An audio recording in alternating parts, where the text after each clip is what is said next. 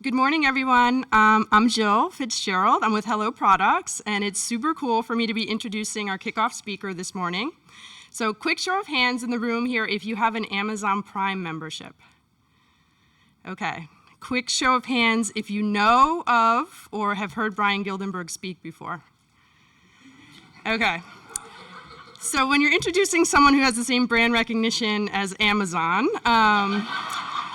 and you have the unique privilege of introducing your boss's spouse, you roll with the top 5 fun facts instead of the traditional, Bryan is one of the top 100 retailer influencers in the world. So here they are. Number 1, before retail, Bryan actually ran HR and accounting for the Boston Children's Museum. Number 2 is that Bryan puts huge value into friendships. So we see it in his relationships with retailer partners and manufacturer partners, but it actually extends into his non-business life. He takes an annual boys' trip with his dearest friends. Number 3 is that he played the trumpet in the high school marching band. And because of that, number 4 is not that he had tons of girlfriends in high school. He loves scooters. Yes, he loves scooters. And number 5, we're talking about self-care. Bryan actually has a medical condition. It's called carcolepsy. So it's basically like narcolepsy, but it's triggered by driving. And I'm letting you all know this in case he offers you a ride to the airport. So without further ado, please give a warm welcome to our friend, the most likable know-it-all in the industry, Bryan Gildenberg. That's awesome. Sorry, no problem. Note to self, don't have anybody that works for my wife introduce me ever again. Good morning, everybody. And hey, thanks for making it out at 0 dark 30 Indianapolis time to come hear a point of view on this idea that we loosely called self-care. And what I'm going to do today is try to sort of walk through, in essence, how self-care is changing the shelf. And we're going to tackle that in a few ways as we kind of look at this. And I kind of broke it down, as any of you have ever seen me do. I have a tendency to focus on little words and stuff. So kind of break this down into component parts. So we're going to tackle this in 4 bits, the first of which is let's talk a little bit about self. Like who are the people that are caring for themselves? How are they changing? Because I think a lot of what we're seeing in the self-care industry is deeply reflective of some broader consumer trends that we think are useful to understand. The second part we're going to talk about is care, kind of what they're doing. The third piece, we're going to take a little bit of a window. There's about 14 other presentations today on cannabis and CBD, so I'm not going to do a deep dive into that here, assuming that for those of you that want your dose of cannabis, you'll find it, so hopefully legally, somewhere throughout the course of the session. I do want to talk a little bit about, just at a high level, how we see that kind of impacting and shifting not just the consumer side, but also the shelf side. There has probably not been, since the organic movement really started about 15 or 20 years ago, an opportunity to reset the economics of a category through a therapeutic concept or through a broad multi-category concept, the way that CBD presents the opportunity today in the categories it's going to touch. And then the last piece, we'll talk a little bit about what we see some of the executions, both in the physical shelf and the digital shelf. So that's our rough roadmap for the day. So when you look at the slide that never builds properly, you can see just at a top level, these are some of the biggest consumer trends that we look at when we're trying to understand how retail is changing. And at 8 a.m., I always like to give you kind of a useful heuristic to think through the day. These 5 things are, we think, going to fuel an enormous part of the conversation that you're going to see throughout the course of the day on a number of topics. Look, digitization and all that, in the end, it's really important to remember that what digitization is today is mobilization. About 60% of American internet time is spent on a mobile phone. About 80% of that is spent in an app. About a quarter of that, by the way, is spent in an app owned by Facebook. So if you want to start to think about where mobile goes and how all that goes, oftentimes people will ask for long, complicated, multi-million-dollar proposals on their digital marketing strategy, which I'm happy to give them because that's fun for me. But in real life, just learning the spaces where people actually are in digital is often so much more important than putting tons of time and energy into your own proprietary assets. Be good where people are. Really own that conversation. Urbanization, a topic I won't get into too much today, but just useful to remember that if you take the 6 biggest cities in the country, most densely populated cities in the country, added them together. So New York, Chicago, LA, San Fran, Miami, and Boston. Those 6 cities are a $4.5 trillion economy. It would be the 4th largest economy in the world. Just those 6 cities. Now here's a great question, which no one will have their hands up to, Jill, unlike the other two. What's your market share in those 6 cities put together? What's your market share in any one of those 6 cities to any degree of precision? Nobody knows. The urban US is such a massive, unexplored, informal, weird retail opportunity, and it's massive. So trying to solve for some of that. Age polarization, at 8:08, you've now heard the millennials are really important comment that you'll hear throughout the course of the day. So we always like to make the millennials feel important, otherwise they get upset. Hi Casey.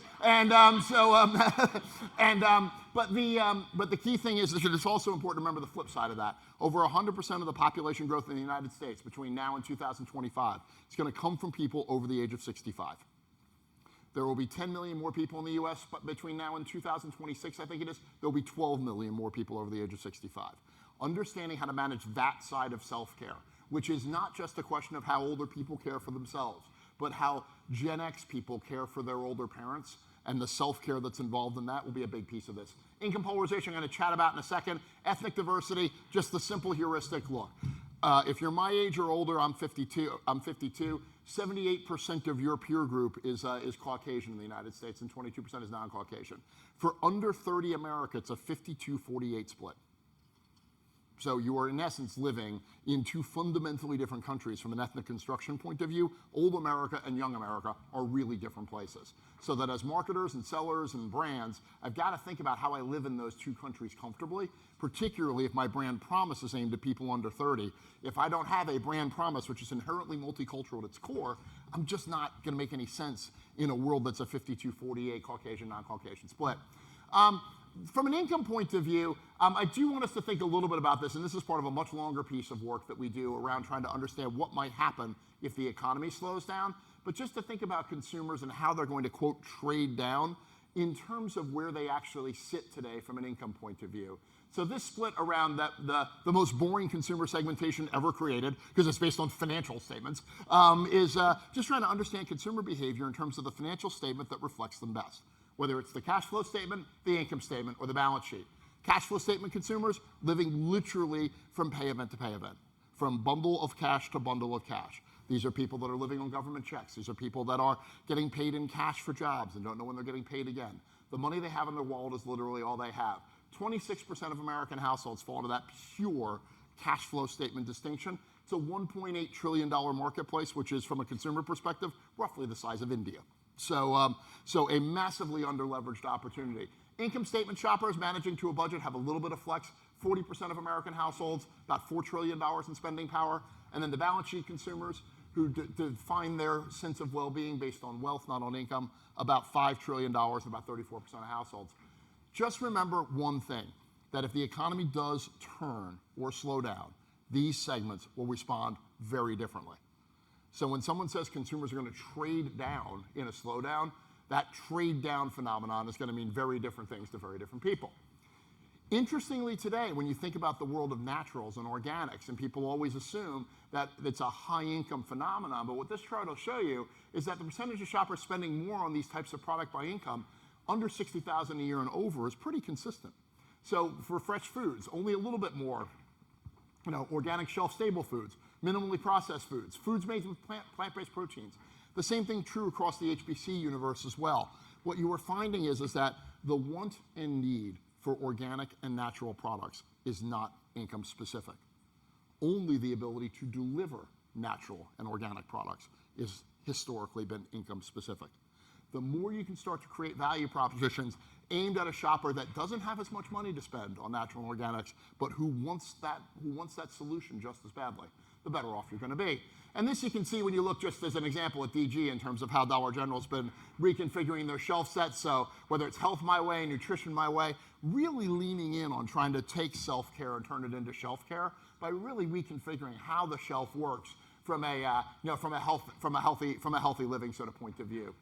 The other trend that you see in this when you start to think about aging is my favorite mommy blog of all time. And some of you have seen this before, but Sarah R. has been quoted by me more times than I care to think about. As a 41-year-old mother of a 2-year-old, I love my daughter beyond life myself. I just never thought I'd be this damn old with a 2-year-old. So this one sentence conceals probably the single most underrated universal truth in American consumer economics, which is that the average age of motherhood is going way up. By 2021, the median age of a first-time mother in the United States will be over the age of 30. So what does that mean? It means a lot of things. Number one, it means you got a lot of 41-year-olds chasing toddlers who are exhausted. And this basic need state of someone, and when you look at think moms that are having their first kid for the first time at the age of 35 or older. 1 in 10 of those moms have it's about 10% of all births in the US. 25% of those moms have a postgraduate degree. Median household income of that segment is $100,000. It's one of the most attractive audiences in the world. How many brands are aimed at 38-year-old career professional women with a 2-year-old kid? Answer. Almost all of the great D2C brands that are growing up as sort of a high-end premium solution in a category are all aimed exactly at that audience, right?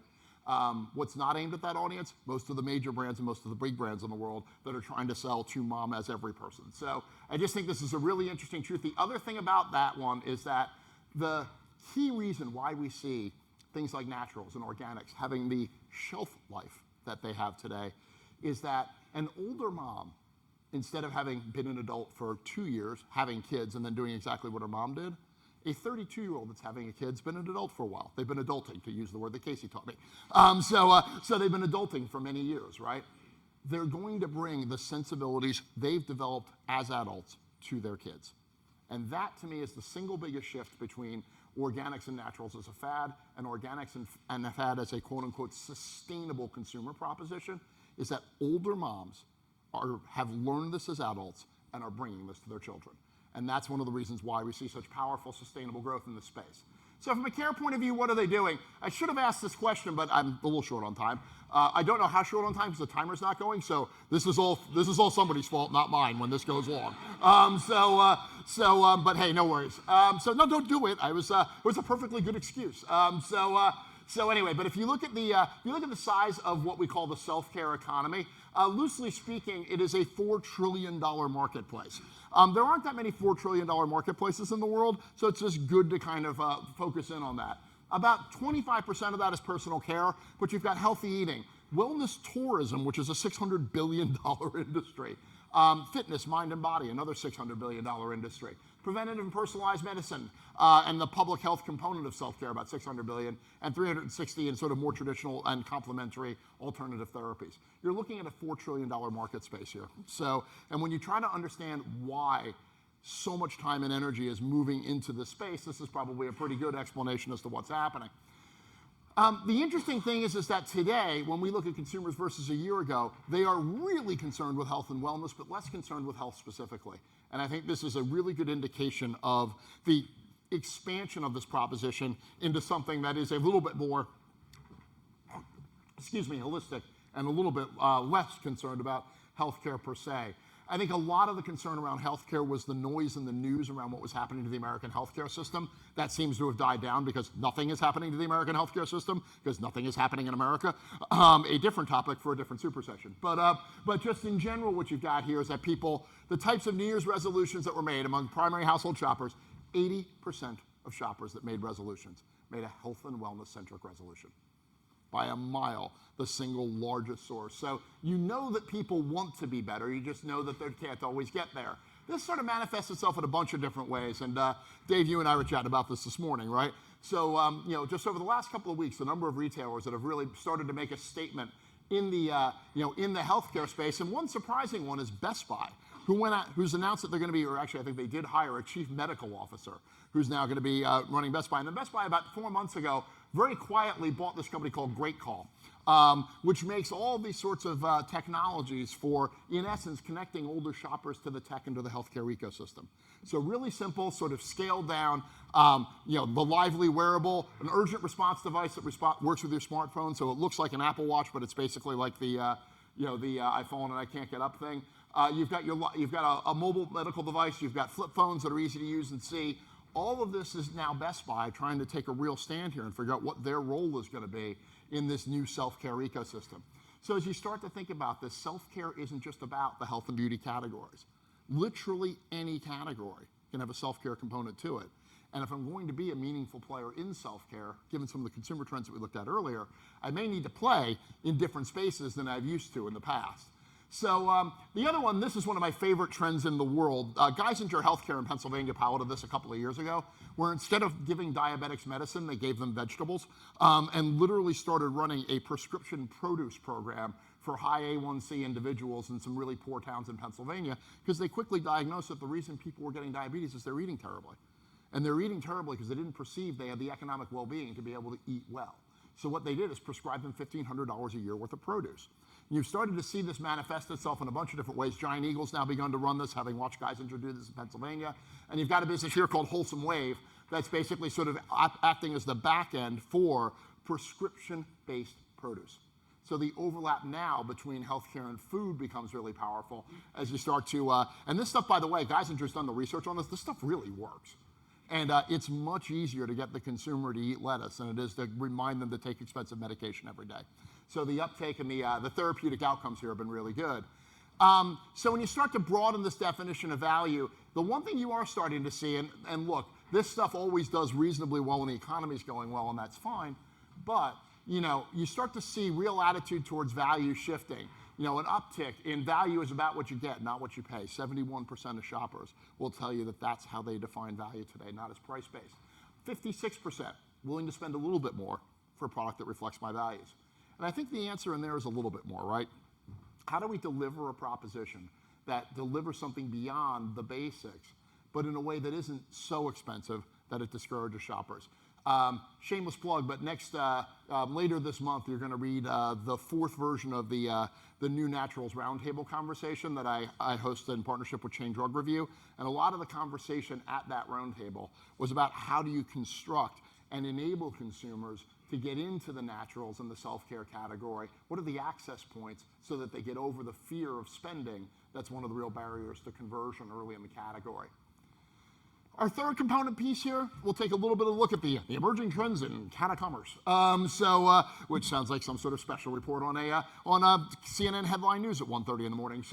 But anyway, you start to see where this all lives is at the intersection of sick and self-care.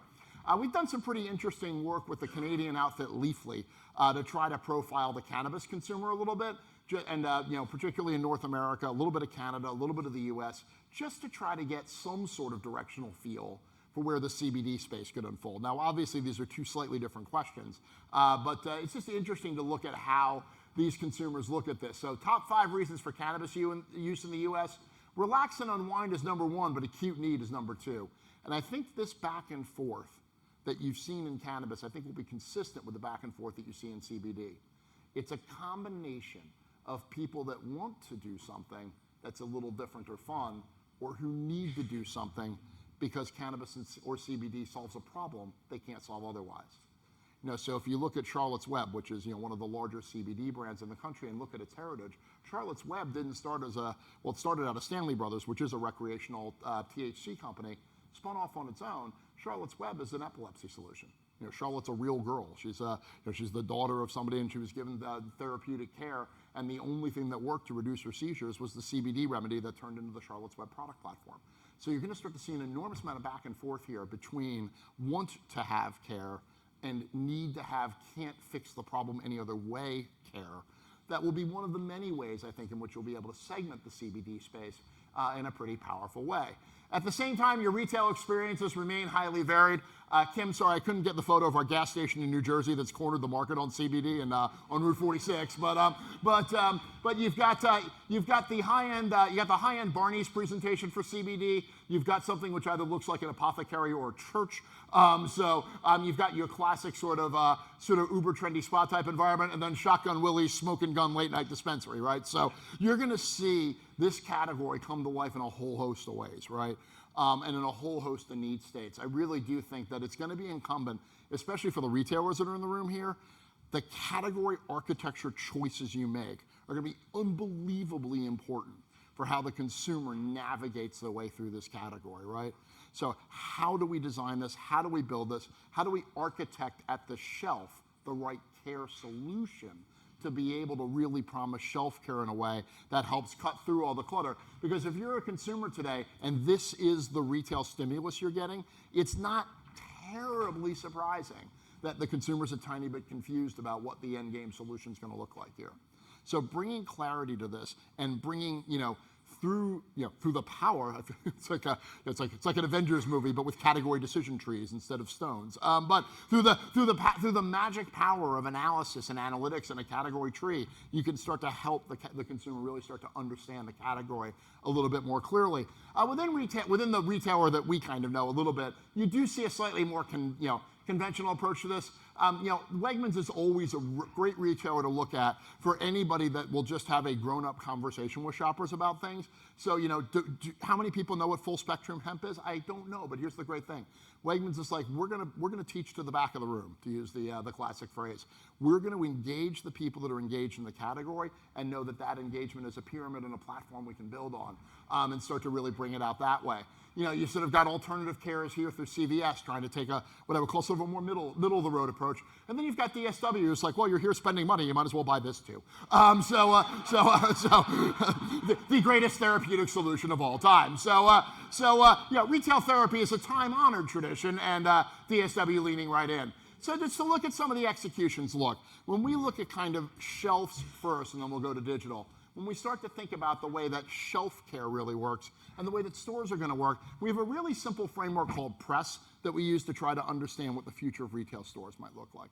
And PRESS is an acronym for anybody that knows me. You've probably already guessed that.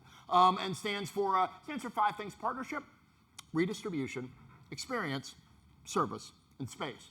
So what do we mean by this? Well, from a partnership point of view, Walgreens right now is increasingly starting to think through what the role of its space is. What Walgreens has is they have more traffic than ability to convert that traffic at its simplest form. This is not a knock on Walgreens. They have just built a retail store in the highest traffic locations in the world, and just right now haven't quite sorted through the proposition to be able to take that traffic and monetize it. But other people have an idea on how to monetize that. So whether it's the FedEx partnership, whether it's starting to engage in their minority investment in Birchbox to start to bring Birchbox to life in some of their stores, whether that's their healthcare clinics through partnerships, or most obviously and recently the partnership with Kroger to turn over the food section of a Walgreens store to Kroger on the assumption it's like, look, well, you guys are good at selling food. We're good at having space lots of people drive by. Let's work together and figure out how to do that, right? So the other example of this, by the way, from a partnership point of view is Kohl's, who will partner with literally anybody. So if you have an idea, go to Kohl's and they will give you space. But no, I mean, Kohl's has done some interesting stuff. They've bolted Aldi's into some of their stores where they've been with underperforming space. They've got 10 stores that are now basically cohabiting with Planet Fitness, where there's a seamless wall between the two, so you can go buy your yoga pants and then go actually do yoga.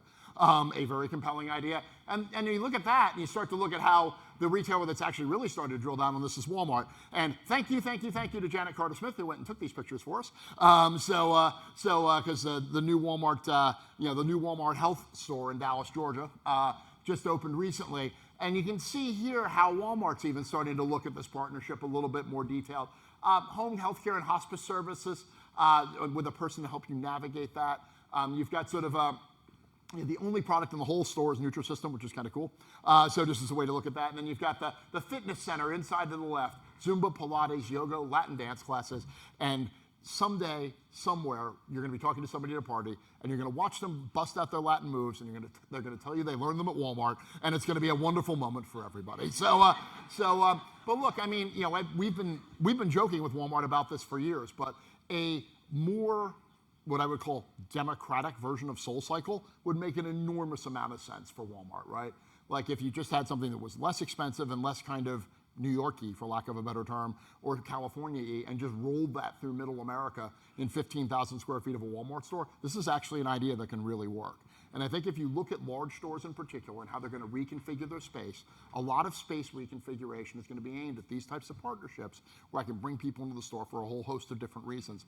I saw as recently as and healthcare is going to be a big chunk of that. But I saw recently, I think it's last week actually, was the headlines that one of the mega churches is actually looking to expanding into a mall, right? Which makes sense. If you're going to get a bunch of people together on Sunday, why not put it in a mall? It's the most logical co-location in the history of the world. Anyway, so you've got some interesting stuff there, and this just gives you a feel for how that space actually sits within the confines of sort of an ordinary Walmart store. We would expect Walmart in particular to become a massive part of the American healthcare system. It's the safest prediction in the world. You want to know why? Because they already are. Walmart is the single largest insurer outside of the government of people in the United States. They're the third largest distributor of prescriptions. They're the largest seller of food. They are the largest seller of exercise equipment. They're the largest seller of OTC medication. They already are a massive participant in the American healthcare system. They just haven't organized it yet. So as Walmart gets organized on this, we would expect to see that become a big part of this. Redistribution is the R. It's basically e-commerce, but PEESS is an uncomfortable acronym. So we went with redistribution as a way to think about this. And in essence, you're going to see more and more of the store start to turn into an e-commerce solution point, right? So I'm going to start to use parts of the store as a way to fulfill an e-commerce. And Target, through their Shipt partnership and through their own work, has done a really nice job of reconfiguring their physical footprint. And this isn't just about the front of store. A lot of the innovations that Target's made to do this have been supply chain centric. So if you go through a Target store today and you're watching somebody restock the shelves and they're restocking them on this vertical thing that's got a whole bunch of totes that are kind of laid out, they're doing that to save space in the back room and to organize so that they can replenish much more effectively. So the amount of operational thinking that needs to go into not just the e-commerce side of the equation, but the total store to take the non-selling space and make it more productive. So I can turn that into redistribution space. The operational piece of this is going to be a very big part of real valuable e-com strategy. On the experience side, the incentive programs, I do think that Kroger's been kind of a leader here, I think, in terms of the opt-in programs that they've been running to get through the HIPAA barrier.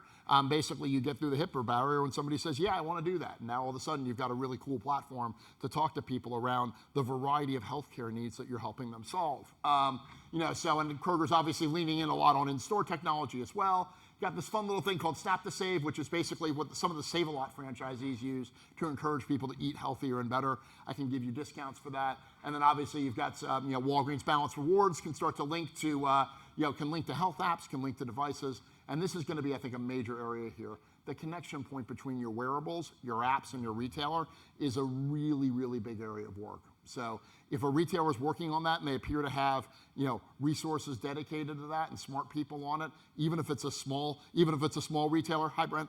That's really doing some good thinking here. That's a really good partnership. It's a really good way to try to understand where this interconnected space can actually go.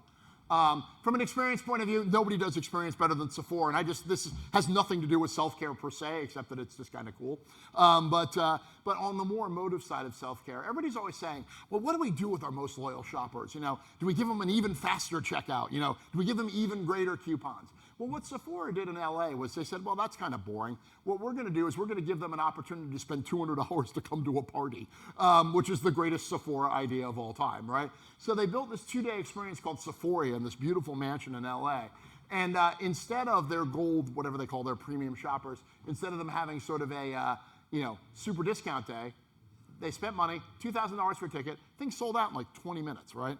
And then they just brought everybody in the world in. Chrissy Teigen was there, so it's obviously cool. Then you've got a whole host of things here, and they just basically created a experiential memorial to Instagram.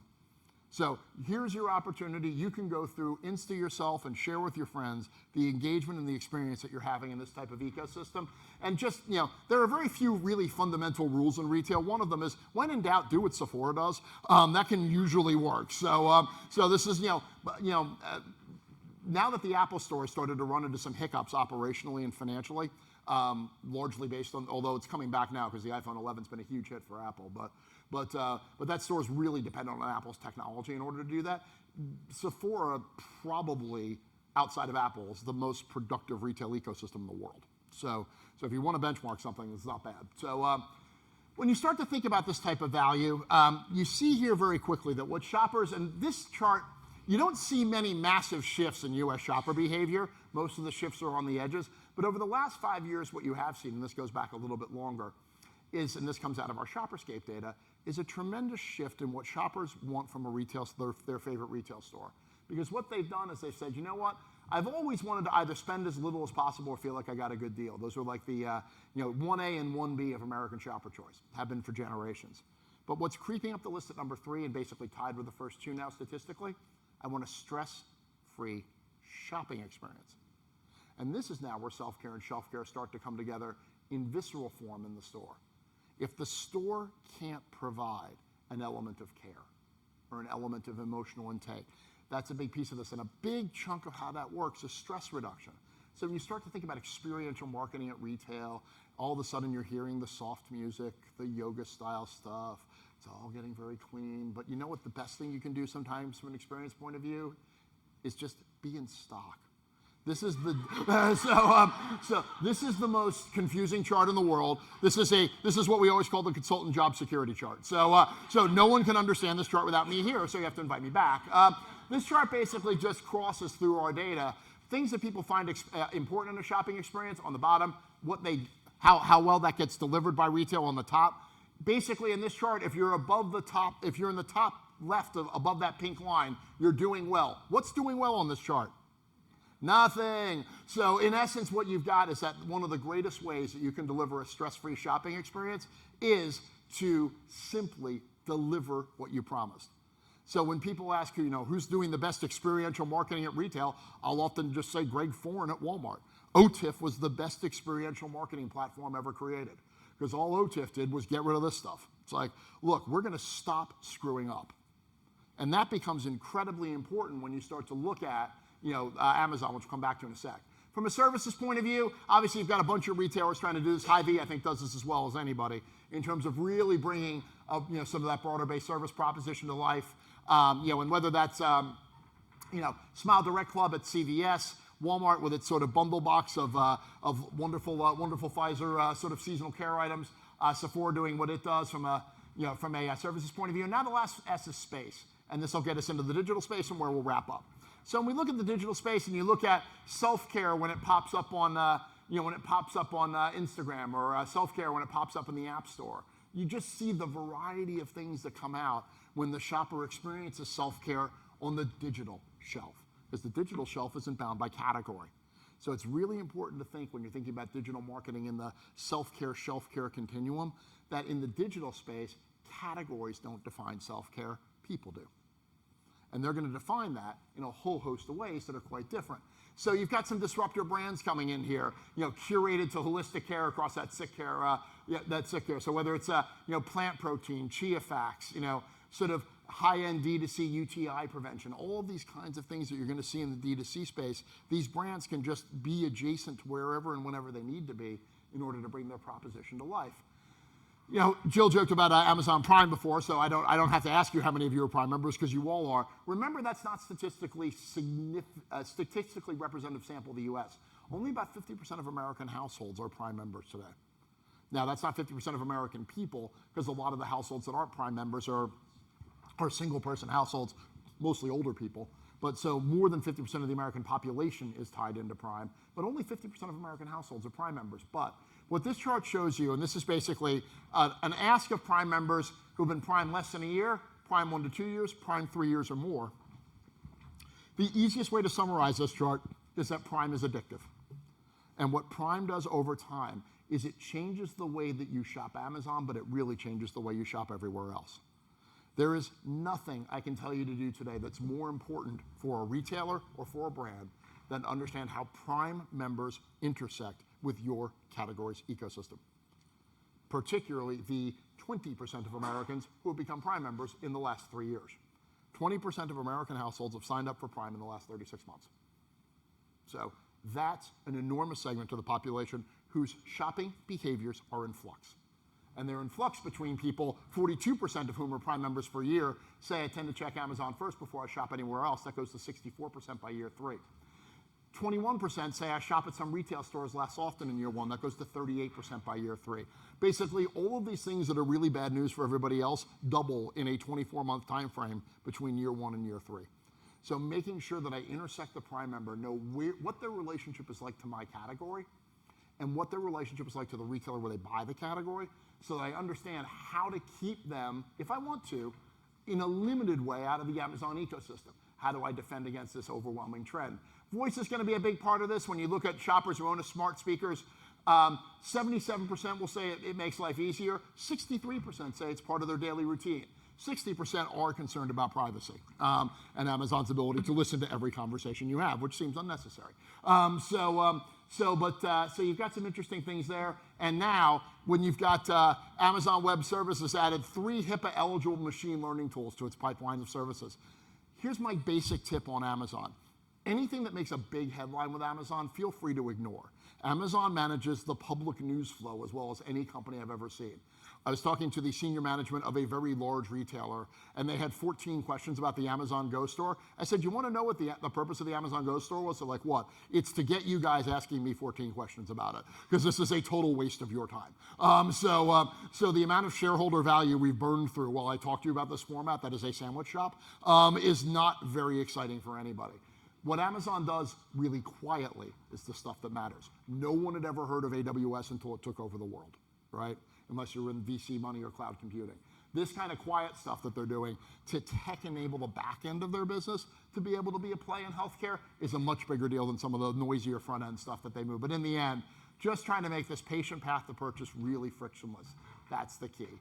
The move from what we used to call sick care out to self-care, a more wellness-centric point of view. Amazon is going to use and enable everything it can get its hands on to get data and to link together communication platforms to be able to help the shopper manage wellness in as passive a way as they possibly can. Because when Amazon gets you thinking passively, they win. Amazon's brilliance is not that it's a great experience, but that it's a not terrible one. And we looked at that chart before about how retail continuously disappoints its shoppers in terms of the executions of the basics. For the retailers in the room today, if you can't do that right, you are more exposed to Amazon than I can possibly describe. The shopper will replace the friction you create with Amazon's friction-free ecosystem. If I'm going to create friction, it has to be for positive reasons. Every time the shopper stops what they're doing, if there's not a positive outcome, I put myself at risk to Amazon competition. So to wrap up, we talked a little bit about people and who we're caring for, talked a little bit about care and what they're doing, talked about some fun and emerging trends in Canada commerce, which we're going to hear a lot more about for the rest of the day, and then tried to look at some of the specific executions of that. For the first time in recorded history, I finished a minute early. Thank you all very much for your time and attention. Much appreciated. So.